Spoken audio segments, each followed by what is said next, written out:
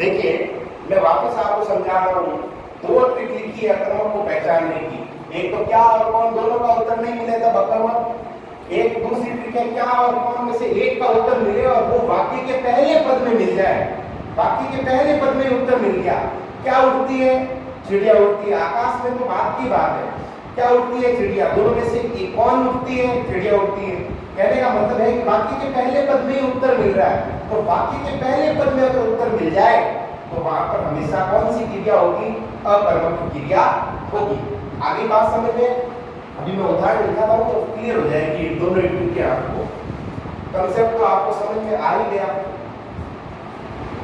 ठीक है। अब आप इसके लिखिए उदाहरण और ये ट्रिक अप्लाई कीजिए, इससे कि आपको पता रहेगा कि अच्छा एक बात और, एक ट्रिक और, दूसरी ट्रिक है तीसरी। कुछ क्रियाएं हमेशा अकर्मक होती है। कुछ क्रियाएं क्या होती है? अकर्मक ही होती है। अगर इन क्रियाओं को अगर आप देख लो वाक्य के अंदर तो सीधा सीधा अकर्मक करोगे, फिर उसमें ट्रिक लगाने की जरूरत नहीं है। ऐसी कौन कौन सी क्रिया है? जैसे है रोना, हंसना, बैठना, उठना, सोना, चलना, दौड़ना। रोना, हंसना, बैठना, उठना, सोना, चलना, दौड़ना, गिरना, उड़ना। उड़ना लिखा गया, उड़ना, उड़ना, ठीक है। उड़ना,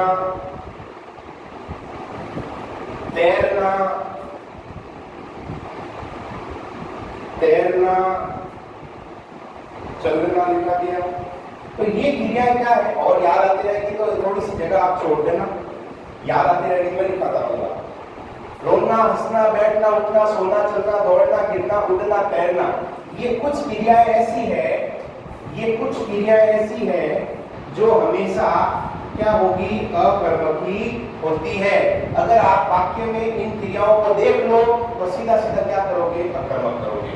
अब अब जो है एक बार आप इसको नोट डाउन कर लीजिए। अब अपन करेंगे उदाहरण।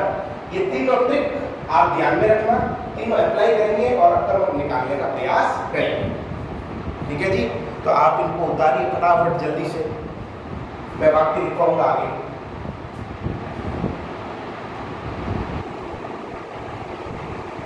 सब कुछ बता दिया अकर्मक में, नियमों से बात करनी। अब देखो, अगर आपको परिभाषा पूछे अकर्मक की तो आप जो है ये ट्रिक की परिभाषा नहीं लिखोगे, आप वो लिखोगे जो मैंने शुरुआत में लिखाई है।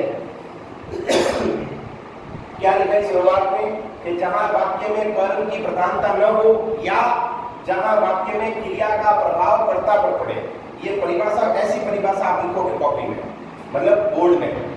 ये ट्रिक पर केवल याद रखने के लिए है, निकालने के लिए है कि अकर्मक क्रिया कैसे निकालते हैं। नोट डाउन कर लिया होगा। चलिए अब अपन करते हैं उदाहरण। अब उदाहरण